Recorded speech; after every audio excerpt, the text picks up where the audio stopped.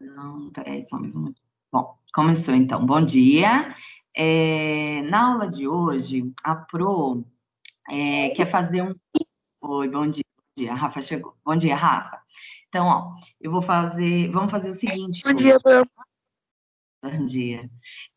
Vamos fazer o seguinte hoje. A Pro pensou em fazer o seguinte: como amanhã é o último dia para entregar a atividade contínua de história, eu queria fazer um comentário sobre as questões, então, pegar a atividade contínua, se vocês puderem já ir, enquanto eu explico, e abrindo aquele arquivinho da atividade contínua na tela aí de segundo plano, tá? Para vocês acompanharem a leitura.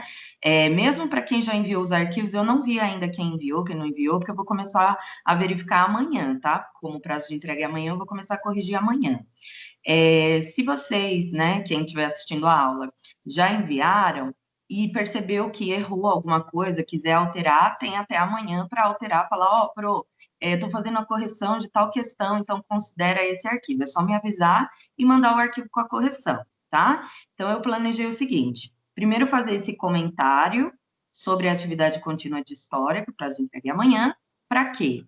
Para a gente poder verificar se ficou alguma dúvida e também para chegar em alguns temas que, infelizmente, não deu tempo de falar mais abertamente durante as aulas, porque o bimestre e essas aulas foram bem no finalzinho, muito corridos, e não deu. A gente ainda ficou uma semana sem eu poder conectar aqui, porque a internet deu um bug total, tá?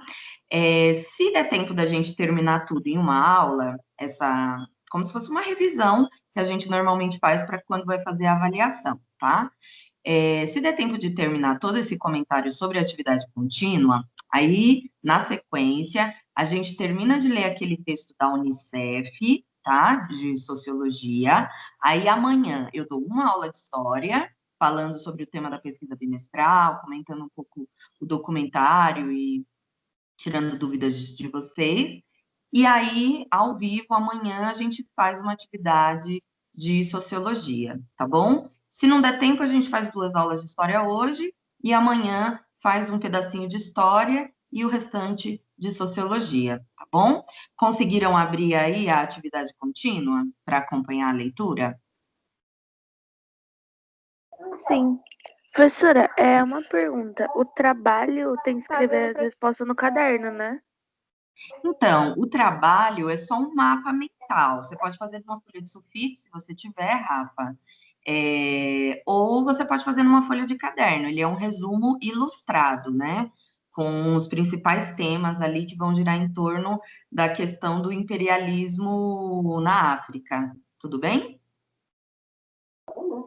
E a atividade contínua A precisa no atividade caderno, né? Isso, faz no caderno. Coloca lá, questão um, aí copia as alternativas, se for de múltipla escolha. As alternativas que você considera correta, tem que copiar, e as dissertativas, coloca lá, questão 2 e já responde, tá bom? Façam, por favor, a caneta, porque lápis é muito difícil para a Pro enxergar. A Pro tá ficando ceguinha, aí às vezes vem a fotografia, a Pro não consegue enxergar direito o que vocês estão fazendo. Só um lembrete, a atividade, eu sei, é ruim, eu mandei assim em PDF, porque estava difícil para eu fazer alguns formatos de questão dentro da plataforma do Schools, mas amanhã a atividade que a gente vai fazer em sociologia vai ser aquela para responder diretamente no Schools. Vocês já fizeram em outras disciplinas, certo? Atividades assim, que é para responder direto na plataforma? Sim. Já, né? Então tá. Então, amanhã a gente vai fazer direto no Schools as respostas, vão ser as respostas eletrônicas ou digitadas, e só atividade de história, que aí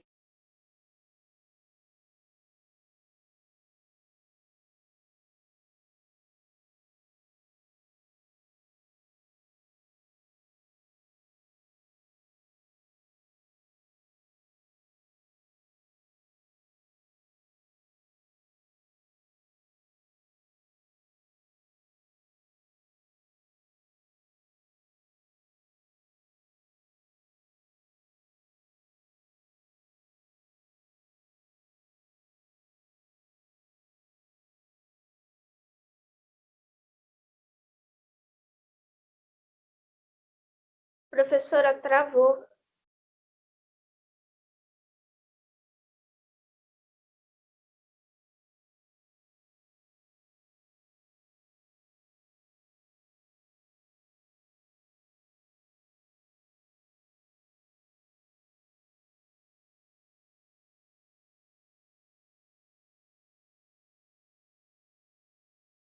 Rafa, travou para você também?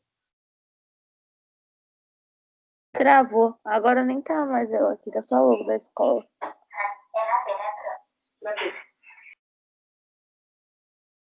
Para mim travou também, a professora não tá mais falando, nem tá aparecendo na câmera dela. A net dela deve estar ruim. Sim, ela tinha tido outros problemas para entrar na aula outro dia desses.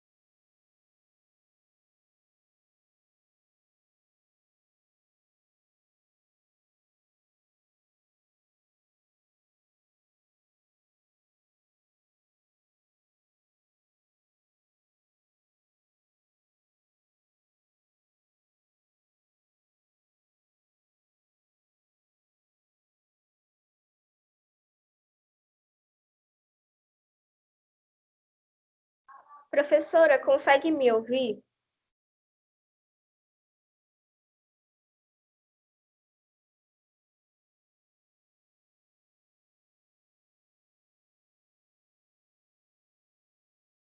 Será que ela ainda tá na chamada? Eu tava pensando nisso agora, mas eu não sei, porque não tá respondendo, vai dar pra gente ver. Sim.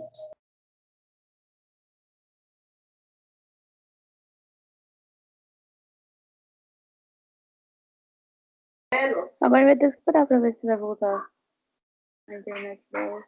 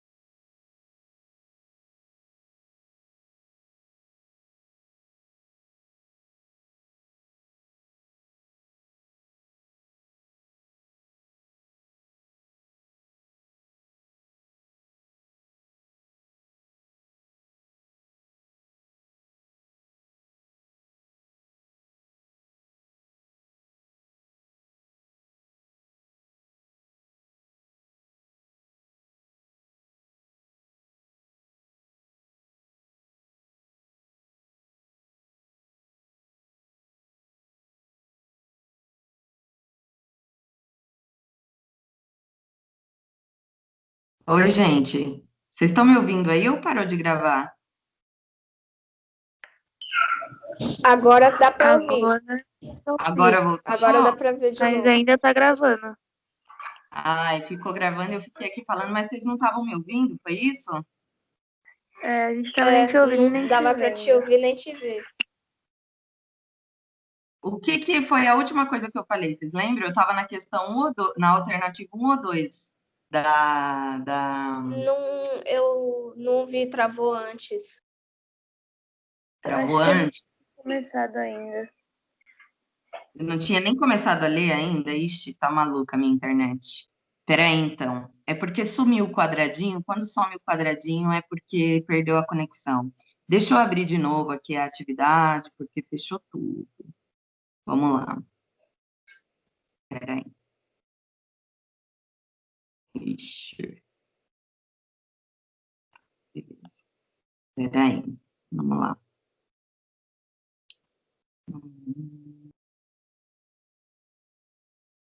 Tá abrindo, peraí, tá? Então, ó, a primeira questão tá falando sobre a Era Napoleônica. A alternativa 1 e 2, ela tá falando quase a mesma coisa, tá? Então, vamos ver se isso eu já tinha falado, se eu não falei, estou falando de novo, tá? Então, a primeira alternativa da questão 1 diz o seguinte, sobre a caracterização do período napoleônico. A burguesia francesa garantia, perdão, a burguesia francesa, grande aliada de Napoleão, foi a maior beneficiada pelas reformas econômicas e da máquina administrativa, mas, apesar dos avanços, ainda necessitava de políticas públicas para expandir seus negócios, razão pela qual Napoleão adotou o imperialismo e a política expansionista, ampliando as fronteiras, ampliava também as oportunidades de negócios para a burguesia. Então, política expansionista é aquela de ocupação de territórios, tá? Então, Napoleão vai invadir o território português, por isso que a gente tem a vinda da família portuguesa para o Brasil, vai invadir outros territórios da Europa e até chegar na Rússia, né? Onde a gente sabe que ele vai se dar mal. Garantindo, era como se fosse uma colonização, tá? Então, todo esse território foi dominado, tanto fisicamente, pelo exército francês, liderado por Napoleão, como através das políticas econômicas de intervenção, que a gente chama nesse período de imperialismo, tá? Na segunda alternativa, ele fala de uma questão muito interessante, que é exatamente essa interferência na economia, que é o bloqueio continental. Então, a segunda alternativa da primeira questão diz o seguinte: o Código Napoleônico garantia a propriedade privada, as liberdades individuais, entre outros, e a imposição do bloqueio continental, que visava estimular a indústria francesa e favorecer a burguesia, garantindo sua expansão. Então, a França, nesse período, ainda não era tão industrializada como a Inglaterra, por exemplo. Então, forçando esses países que foram conquistados pela política expansionista napoleônica, o bloqueio continental garantia que os produtos franceses e da indústria francesa iam ter bom sucesso entre essas nações, iam ter mercado consumidor, tá? E iam conseguir competir com os produtos ingleses, tá? A terceira alternativa diz o seguinte: embora Napoleão tenha adotado uma política expansionista em relação às nações europeias, França e Inglaterra, que disputavam no início do século XIX a hegemonia sobre o continente europeu. O que significa hegemonia? Nesse caso, significa o controle, tá? Então, França e Inglaterra, elas são, como a gente já viu historicamente, elas são nações inimigas que guerreavam, que disputavam por colônias no mundo, que disputavam pelo lugar de potência mundial, tá? Então, no início do século XIX, novamente, Inglaterra e França estavam aí disputando o domínio sobre as outras nações europeias, sobre todo o continente europeu. Napoleão não invadiu a Inglaterra, uma vez que seu território é uma ilha, o que facilitaria a resistência e diante da poderosa marinha de guerra inglesa, tá? Então, isso vocês têm que fazer a leitura mesmo para verificar se isso é verdade. Será que a Inglaterra tinha mesmo uma marinha de guerra muito avançada, né? Pensem que eles já eram um país super industrializado nesse período, né? A Revolução Industrial começa lá e vai trazer novas formas de produzir tudo que vocês possam imaginar que a sociedade precisava naquele momento, tá? E, com certeza, como eles eram países que viviam em guerra, armas bélicas também, tá? Mas será que foi por isso que Napoleão não invadiu a Inglaterra, né? Com medo da marinha? Será que era por essa questão territorial, né, onde a Grã-Bretanha são ali um conjunto de ilhas, não sei. Última alternativa. O governo de 100 dias de Napoleão foi marcado por protestos populares em favor do imperialismo de Bonaparte, uma vez que a maioria da população francesa foi beneficiada por suas políticas econômica e social, que tinham por lema a extinção da fome no país. Então, assim, desde lá da Revolução Francesa, a gente percebia que a população, em geral, na França, não tinha participação política, né? Como que acontece a Revolução Francesa? Por uma demanda de participação política. Mas será que foi todas as classes sociais, né? Todas as classes sociais que ganharam esse poder político? Né? Será que a população apoiava esse imperialismo napoleônico? Tá? Isso que vocês têm que se perguntar e dar uma estudada que vocês vão conseguir solucionar. Questão 2. Explique com suas palavras o que o Congresso de Viena e a Santa Aliança representavam com relação aos aspectos políticos, econômicos e sociais para a Europa napoleônica, tá? Então, como a gente viu em uma das aulas, o Congresso de Viena, ele era uma tentativa de retomada do antigo regime, tá? E a Santa Aliança era um desdobramento militar do Congresso de Viena. Então, os países que se sentiram lesados, né, prejudicados, porque tiveram os seus reis, as suas famílias reais depostas do poder com aquelas revoluções inspiradas pelo iluminismo, eles queriam voltar ao poder, tá? A era napoleônica, a Europa napoleônica, né, como eu coloquei aqui na questão, ela representava já um outro período histórico, um período de modernidade, um período de novos costumes, um período onde a burguesia e as suas ideias e valores, que estão ali na base, com base no iluminismo, elas vão ser disseminadas e apreciadas. Então, será que uma sociedade, uma Europa tão moderna, ela ia conseguir aceitar essa retomada, né, do absolutismo? Será que essa burguesia ia novamente se submeter a um rei totalitário, autoritário, absoluto?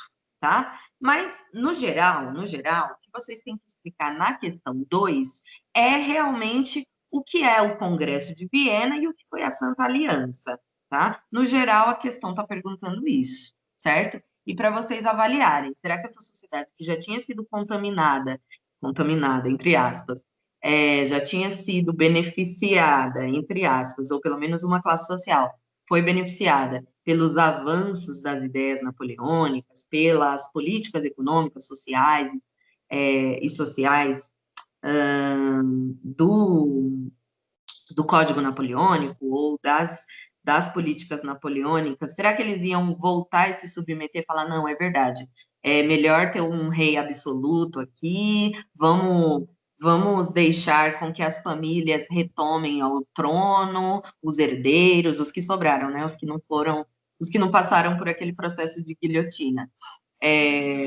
Será que eles iam aceitar e se submeter? Não, vamos voltar a ser servo mesmo, trabalhar no campo, nos feudos, né? Pagar dízimo para a Igreja Católica e etc. Vocês têm que refletir. A questão 3 é muito fácil, eu já até fiz a correção com vocês, tá? Ela tá lá na página, quer ver? Ai, deixa eu ver se eu vou achar agora no livro aqui. Ela fala sobre as revoluções, os movimentos de 1848. Cadê? Deixa eu ver aqui. Eu tenho certeza, página 187, a gente já até fez a correção, tá? Então, para vocês refletirem sobre a importância desses movimentos de 1848. Então, eles representaram a vitória do antigo regime, uma vez que todos os monarcas absolutistas foram derrotados e os ideais revolucionários finalmente terminaram, tá? Então, o que aconteceu com os movimentos, a partir dos movimentos de 1848? O antigo regime venceu, os monarcas absolutistas foram derrotados, né, foram vencidos, e os ideais revolucionários finalmente terminaram. Tá meio estranha essa alternativa. Bom, segunda alternativa, essa só tem uma certa, porque só são duas, né? impulsionaram movimentos nacionalistas que culminaram na formação de estados-nações, contribuindo para o fim definitivo do antigo regime, tá? Então, tem que lembrar aí do que foi essa formação desses nações, né? Então, aquela ideia de nacionalismo, a minha pátria, eu vou defender minha pátria, eu tenho uma identidade nacional, e etc. O antigo regime não representa isso, porque o antigo regime só tem o poder vinculado à imagem do monarca, né? Tem aquela frase famosa do Luís XIV, que é mesmo o período mais, eu acho que mais severo do absolutismo, que ele fala assim, o Estado sou eu, né? Eu sou o rei Sol, o Estado sou eu. Quando o monarca fala uma coisa, faz uma afirmação dessa, né? O Estado sou eu, ele está dizendo a lei sou eu, né? Então vocês não têm que adorar, por exemplo, o Estado da França, vocês não têm que se sentir assim, ter esse sentimento nacionalista francês e etc. Mas vocês têm que me idolatrar, porque eu sou quase um deus, né? Sou um escolhido por Deus, tá? Questão 4. Aí na questão 4, são duas questões em uma, dissertativas. Para ilustrar, eu coloquei duas imagens. A legenda ficou meio confusa, mas vai dar para entender aqui que eu vou ler. Ó. A primeira imagem é uma alegoria inglesa mostrando a conquista da civilização. Então, tem uma mulher branca com uma bandeira escrito Civilization, que é civilização. Ficou muito confusa, mas enfim. Que é uma caricatura das ações geopolíticas da Inglaterra e da França sobre o barbarismo africano. Ficou bem pequenininha a imagem, que eu queria que coubesse assim lado a lado, mas do outro lado ali da imagem, então, do lado esquerdo, a gente tem a mulher branca, o exército inglês chegando com a vitória da civilização, nossa, porque eles eram a melhor cultura e o povo mais civilizado, mais evoluído, mais que é aquela ideia do eurocentrismo que a Pro comentou com você.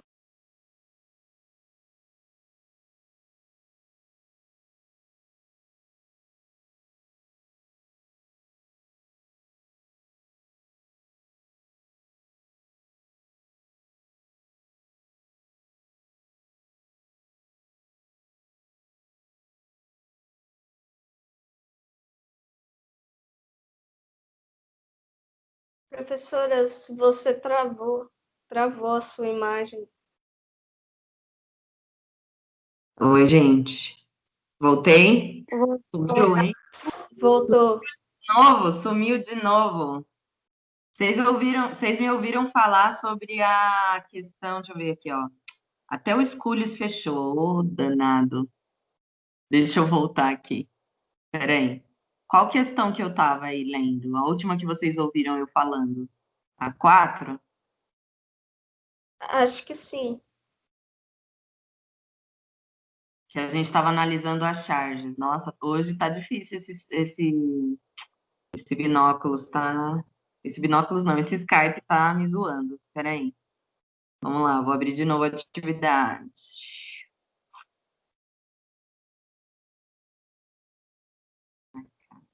Peraí, só um minutinho. Bom, na questão 4, eu vou adiantando enquanto vai abrindo o arquivo, senão nossa aula vai ser só uma espera interminável de abrir.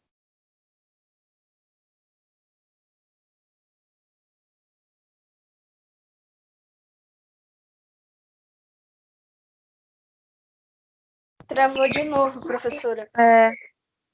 21.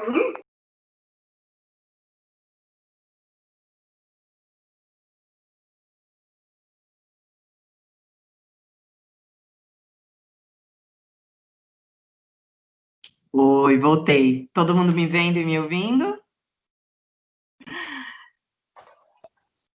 Agora sim. Beleza, então vamos lá. Questão 4, tá? Questão 4. Eita, que tá me dando trabalho esse Skype hoje. Vamos lá, ó. Então, na questão 4, a gente tem a primeira charge, tá? Do lado esquerdo, que a gente pode observar a civilização inglesa chegando no continente africano, tem uma mulher ali com uma bandeira escrito Civilization, que é civilização, chegando com um exército armado e etc. Que é uma ideia, que é aquela ideia do eurocentrismo, tá? Então, é aquela visão de que a sociedade europeia era mais evoluída, porque era urbanizada, porque já tinha indústria, porque era mais evoluída do que as demais, ou seja, aquele que não era europeu, que não seguia os moldes da sociedade europeia, era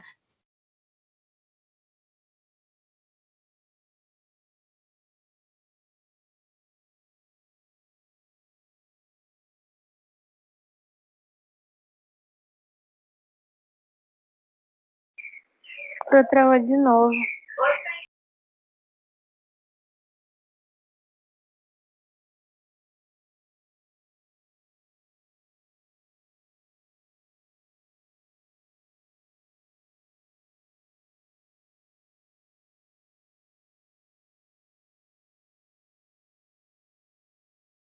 Oi, gente, voltei. Tô tentando, viu? Ó, voltou a câmera aí? Estão me ouvindo? Sim. Então tá. Sim. Tá, se sumir, aí eu volto. Eu tô percebendo agora porque tem uma telinha que ela fecha, mesmo vocês ficando em segundo plano. Então agora eu tô percebendo quando apaga. Eu não sei se é a internet ou se é o Skype mesmo que tá dando problema. Eu vi que alguém comentou essa semana que tava um pouco difícil aí, tava dando uns erros, tá? Então vamos lá, voltando. Questão 4. Civilização inglesa chegando, aquela ideia de eurocentrismo e em oposição, chegando então no continente africano, em oposição à barbárie, né, ao barbarismo africano, que está do lado direito da imagem, como se a civilização, ou aquelas civilizações que não seguissem os moldes europeus de sociedade europeia, de política, de economia, de social, de urbanização, de industrialização, elas não pertencessem ao mundo civilizado. A gente sabe que hoje isso é uma visão super errada, porque a gente não pode considerar uma civilização mais evoluída do que a outra. Cada uma tem suas características de evolução, tá? A segunda imagem, nós temos William Pitt à esquerda e o Napoleão à direita, dividindo o mundo entre eles. Né? Então, eles estão dividindo ali um globo terrestre como se fosse, sei lá, um pão, tá? E cortando os pedaços ali entre eles. William Pitt era representante do exército inglês. Então, França e Inglaterra repartindo o mundo entre eles. Questão A. Estas ilustrações representam um conceito de imperialismo comum às nações europeias em relação às nações do continente asiático e africano no final do século XIX. Diante desse contexto histórico e de suas leituras anteriores e da análise das ilustrações, defina com suas palavras o que é o imperialismo. Então, esse tema a gente falou da última aula, mas para quem não viu ainda a última aula, né, está com dúvidas sobre esse tema, embora seja o tema da nossa, deixa eu achar a página aqui, da nossa pesquisa bimestral, também, principalmente, está na página 195 a definição do que é o imperialismo, tá? Então, o imperialismo, ele vem de várias formas. Ele vem sobre uma dominação política, ele vem sobre uma dominação territorial, tá? Quem já assistiu o documentário para fazer a pesquisa bimestral, já conseguiu perceber o que esse imperialismo fez, por exemplo, nos países do continente africano, tá? Então, eles pegaram lá um mapa da África, repartiram entre várias nações, né? Alemanha, Bélgica, Inglaterra e França, entre outras, né? Portugal e Espanha também tinham novas colônias na África e repartiram igual na imagem ali, num bolo, né? Repartiram, passaram lá umas fronteiras e falaram, esse território agora é meu, esse é meu, esse é meu, esse é meu, tá? Dividiram entre as nações. Esse imperialismo foi muito nocivo para essas nações e para as pessoas que viveram nesses lugares, tá? O Brasil e a América Latina também fizeram parte de um imperialismo, mas como a gente vai ver mais adiante, ele não foi nem tanto europeu, ele teve intervenção muito maior dos Estados Unidos, e tem até hoje, né, gente? Isso não é segredo para ninguém. Mas vamos pensar, por exemplo, na África e na Ásia, que é o que a gente está vendo no nosso contexto aqui do imperialismo. Quando vocês assistirem o documentário, então, vocês vão perceber que existia uma política de extração das riquezas naturais do continente africano. Então, foi construído vários quilômetros de linha férrea, tá? Então, os ingleses são muito bons, porque eles trouxeram as tecnologias que o continente africano, os países africanos que eles conquistaram não possuíam, tá? Deram emprego para milhares de pessoas, pessoas que viviam em sistema de semi-escravidão ou de escravidão mesmo, tá? Que é o que a gente chama de escravidão moderna. Mas essas linhas férreas, existe até um comentário de um historiador no documentário, falando que essas linhas férreas, elas não tinham benefício para a população, elas não ligavam uma cidade à outra, mas elas ligavam, por exemplo, uma mina de diamantes até o porto, onde essas riquezas eram levadas, então a extração de diamantes saía lá de uma região mais central do continente africano, para o litoral, porque ia embarcar os diamantes e mandar para a Europa. É um continente extremamente rico, mas a riqueza não era distribuída e não era utilizada em benefício da população local. Ela só era para extração. Igual o Brasil foi colônia de exploração de Portugal, por exemplo, na era colonial, tá? Então, o imperialismo, ele vem nesse sentido econômico, no sentido de interferência política, de domínio político. Então, as pessoas que efetivamente deveriam, né, governar a sua nação, porque fazem parte daquela cultura, fazem parte daquele lugar, nasceram ali, os ancestrais dessas pessoas nasceram ali, quem governava efetivamente eram os imperadores, reis, eram os líderes europeus. E no documentário isso também mostra, né, que a França, por exemplo, ela mantém até hoje alguém ali de surdina escutando, mesmo com governantes agora que são mesmo pertencentes ao continente africano, aos países africanos, ele mantém ainda um líder ali, quase que um espião, mas não é um espião, um líder ali de olho nas decisões políticas que estão sendo tomadas nesses países para não prejudicar a economia da França, tá? Então, quem assistiu o documentário já pode perceber isso. Mas ela tem, esse imperialismo ele tem também essa questão da civilização, da cultura, tá? E aí, novamente, eu vou voltar para o documentário. Existe um trecho em que eles falam, né? Nós não podíamos falar as nossas línguas, né? As línguas que há milhares de anos, milhares e milhares e milhares de anos, aquelas populações falavam. Então, os europeus levaram escolas para esses países que eles dominaram. E nessas escolas eles tinham que aprender o idioma oficial, que segundo essas nações europeias, essas potências europeias, era a língua de origem deles. Ou seja, na escola, em muitas escolas no continente africano, você não ia aprender uma língua local, tá? Porque, assim, eu vou falar língua local, porque eu não sei precisar nenhuma língua específica. Mas, por exemplo, você não ia falar a língua daquele local que há milhares de anos as pessoas falavam.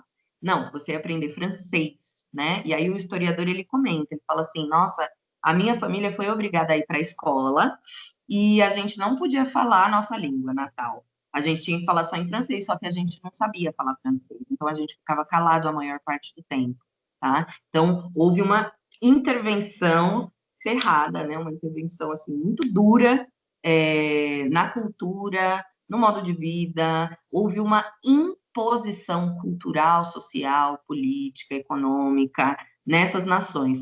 Foi mesmo um novo colonialismo, tá? Esse período também é chamado de neocolonialismo. Então, assim como as nações europeias, por exemplo, lá no século XVI, na época das grandes navegações, fizeram com os países aqui da América, né? Chegaram aqui os portugueses e os espanhóis, o que eles encontraram na América? Os indígenas, né? Os povos indígenas, que também já habitavam, tinham suas línguas, culturas próprias e etc. O que eles fizeram?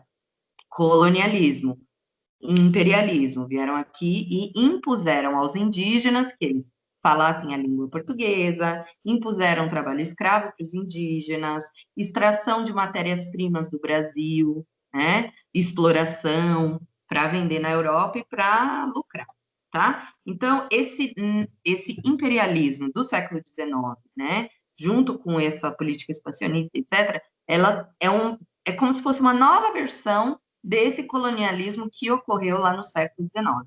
E na Ásia é a mesma coisa, tá? A gente começa a perceber, mais para frente, quando a gente começar a falar um pouquinho antes da Primeira Guerra Mundial, a gente vai perceber essa interferência muito grande, tá? Então, por exemplo, a China é invadida pela Inglaterra, com a ajuda dos japoneses, né? Existe quase uma guerra civil entre a população chinesa contra os japoneses e os ingleses, para que essa dominação não fosse total, né? E a China é um dos países que não vão deixar, não vão conseguir vencer, devido a vários fatores aí, e não vão conseguir deixar a Inglaterra invadir e dominar como eles gostariam, né? Eles dominam Hong Kong, que até os anos 90 ainda pertencia à Inglaterra, porque Hong Kong é uma ilha próxima ali à região da China.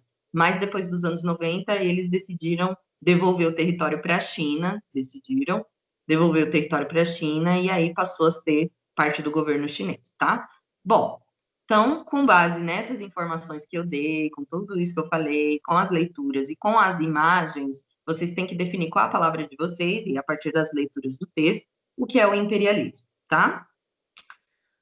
Letra B. Quais foram os fatores que impulsionaram o imperialismo europeu na Ásia, na África e na Ásia a partir de 1880? Então, de novo, para quem já viu o documentário, percebe que a primeira parte, ele vai falar também sobre a independência dessas nações africanas, tá?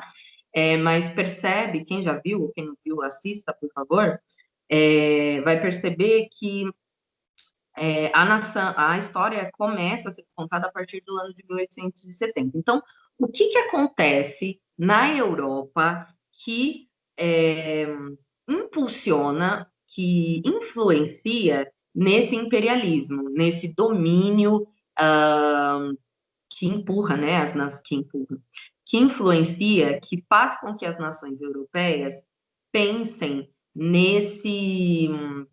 nessa nova forma de dominação como uma coisa favorável a partir desse ano. Por que esse imperialismo vai começar só em 1870 e não antes, tá? Então, um primeiro fator que eu posso citar é a industrialização, tá? Para a gente ter produção industrial, tá, gente? Produção industrial é produção em larguíssima escala, tá? Então, ao contrário de uma oficina, de um artesão, de um alfaiate, de um costureiro que costura, por exemplo, tá? Que costura ali na mão ou numa máquina, né? Uma camiseta a cada 3 horas, numa indústria se produz 1.000 camisetas em meia hora, tá? Por quê? Porque você tem um maquinário, o maquinário agiliza a produção. Se eu tenho uma produção muito grande, eu preciso de muita matéria-prima para dar conta dessa produção, ou seja, eu preciso de um produto primário para criar esses produtos, tá? Ninguém cria nada do nada, você precisa de matéria-prima. Eu vou dar um exemplo moderno sobre isso, tá?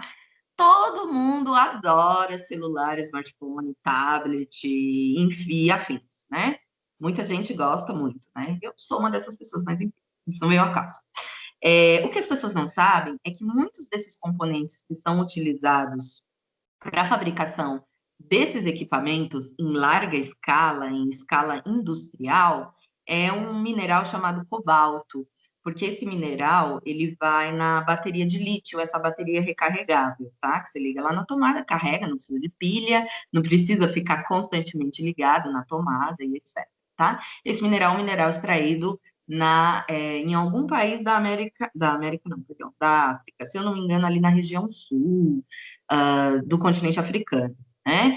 A alta demanda, né, a alta procura por equipamentos com baterias recarregáveis fez aumentar muito a mineração e a procura por esse material que é o cobalto, tá? E o que acontece?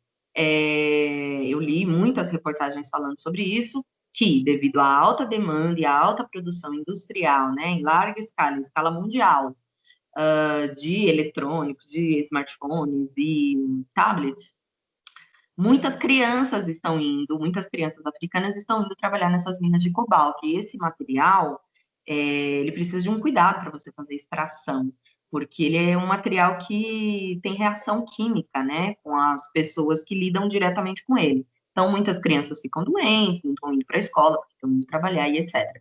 O que é isso? É uma demanda por um produto primário que você precisa para fazer um produto em larga escala, em escala industrial, como, por exemplo, um smartphone, um tablet, etc. Tá? Quando a Nokia, o iPhone, sei lá, qualquer uma dessas marcas vai produzir um celular, eles não estão produzindo um celular ali com uma pessoa fazendo, eles estão produzindo milhares e milhares e milhares para vender para o mundo todo, tá? Então precisa de muita matéria-prima. Essa pode ser uma das razões, mas não é a razão principal, tá? Então, talvez um dos fatores que impulsionaram o imperialismo, o domínio sobre outras nações, nesse período, a partir de 1870, foi o fator da industrialização, mas vocês têm que verificar se houve mais algum fator, com certeza houve, tá? Mas aí vocês têm que fazer a leitura. Eu indico a leitura sobre a partilha da África e da Ásia, e aí também tem o início dos conflitos da Europa, que é a questão 5, que a gente vai falar agora rapidinho, tá? Então, na questão 5, são 3 questões em uma só. Tem uma tabela, que é igualzinha à tabela que está lá na página 203, e aí tem 3 perguntas, tá? O que essa tabela representa?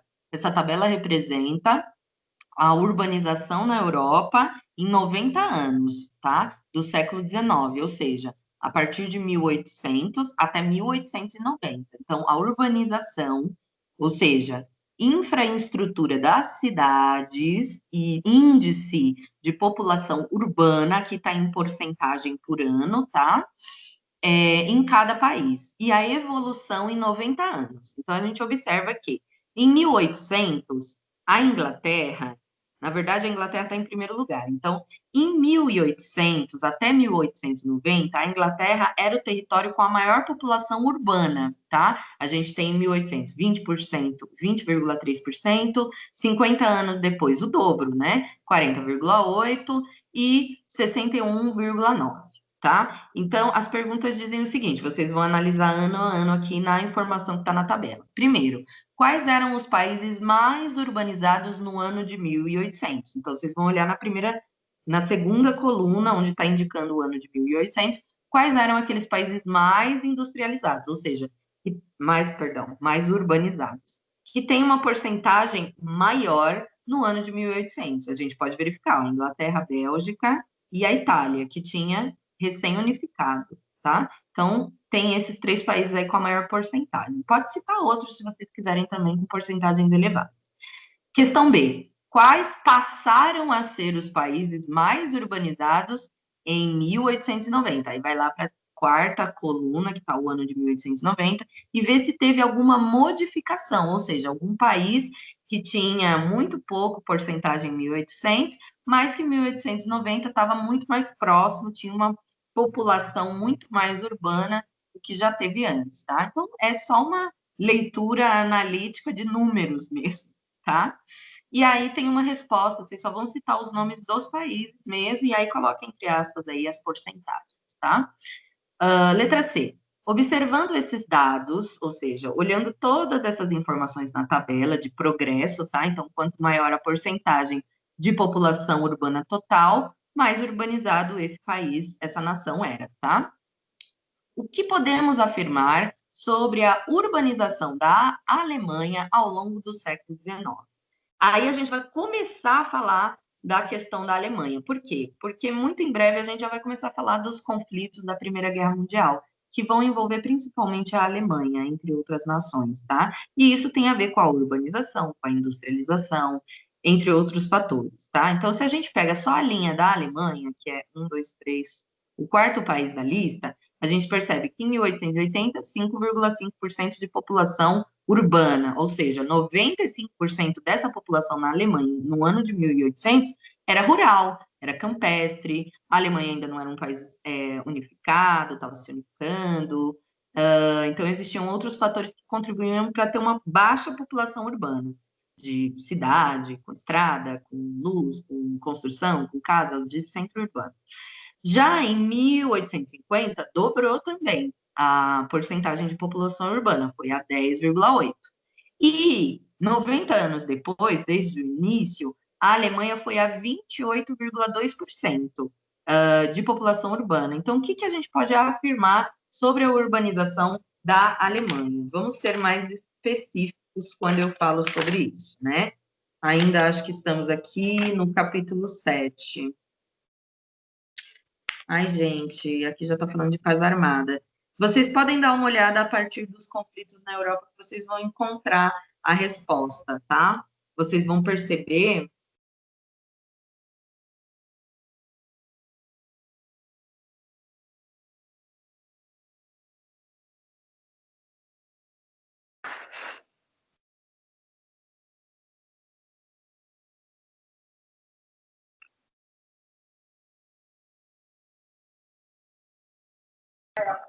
Professora, travou. Voltei. Ó, questão C da... Peraí, deixa eu voltar lá também nos cores, que nem eu tô lembrando. Tá acabando já a nossa aula, eu vou terminar a nossa aula com esse comentário, tá? Questão 5, sobre a planilha, essa parte vocês ouviram. Vocês ouviram a e B que eu estava falando? Ouviram, né? Pode falar sim, não. Eu não lembro. Eu não lembro, é muito legal. A gente tava no finalzinho da C, eu acho. A gente Finalzinho tava das... vendo as páginas. Isso, foi isso mesmo. Então, podem ler a página 202 e 203, que vocês vão perceber por que a Alemanha vai se urbanizar e vai se industrializar tão rapidamente, tá? Por quê? Porque aqui vai começar a falar dos conflitos na Europa, tá? Vai ter um período, vai ter um trecho aqui na página 203, que vai falar sobre um período chamado Paz Armada, tá? Por que eu estou falando para vocês lerem, então, né? Já é indicação para a questão 6, aliás, para a questão 6, mas ela serve também para as 3 questões da 5, certo? Aqui vocês têm que marcar verdadeiro ou falso. Gente, por favor, leiam as alternativas do verdadeiro ou falso, porque o que eu percebo? As pessoas acham que eu vou colocar na sequência, assim, a primeira é verdadeira, a segunda é falsa, a quarta é verdadeira, a última é falsa. Eu não faço isso, tá? Então, leiam, talvez todas sejam verdadeiras, talvez todas as alternativas sejam falsas. Vocês têm que fazer a leitura. Não chutem, tá, criaturas? Não chutem. Essa 6 é muito facinho também, tá? Eu vou ler corridinho no minuto final e aí a gente já encerra, tá? Lembrem-se de amanhã abrirem o Schools. Não, acho que antes de... Eu não vou ler, tá? Não vou ler. Amanhã a gente continua a partir da questão 6, então, que está lá da página 202 à página 205. E também abram o Schools. No Schools vai ter o texto e a atividade para vocês fazerem de sociologia. Então, amanhã a gente vai ter uma aula de história e uma de sociologia. Uma de história e uma de sociologia, tá bom? Combinado? Alguma dúvida? Alguém quer falar alguma coisa? Por enquanto, não. Tá bom. Então, não esqueçam que o prazo para enviar a atividade contínua é amanhã. Pode enviar amanhã até meia-noite? Pode, tá? Só não deixem de enviar tudo amanhã, tá bom? Porque senão a Pro perde o cronograma para poder fechar as notas. E semana que vem eu vou fazer a correção dessa atividade ao vivo com vocês, tá? Então, beijo, que acabou nossa aula, eu tenho que ir embora. Bye, bye. Pera, professora, era que página? Essa Que eu tava atividade que lendo? você falou agora? Não. Que você estava vendo. A atividade de sociologia a gente vai fazer amanhã. Essa de história, a última questão, tá na própria questão lá, questão 6, página 202 a 205. Beleza? Sim. Tchau, tchau, gente. Vou embora. Até amanhã. Tchau, prof. Tchau.